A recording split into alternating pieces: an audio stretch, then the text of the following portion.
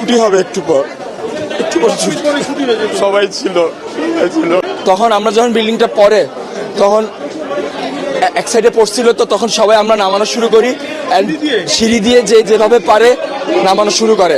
আমরা 1 নম্বর বিল্ডিং, 4 নম্বর বিল্ডিং, 5 নম্বর বিল্ডিং, 7 নম্বর বিল্ডিং সব হয়েছে 9 থেকে সেকেন্ড ইয়ার পর্যন্ত। তার আলহামদুলিল্লাহ মোটামুটি সবাই সুস্থ আছে। আমাদের ভবন নাম্বার 1 নম্বর বিল্ডিং, যে 8তলা ভবন। আর বিমানটা পড়ছে আপনার হলো জুনিয়র সেকশনে, ক্লাস প্লে থেকে 8 পর্যন্ত। 100 থেকে 150 মিটার হবে, খুব একটা না।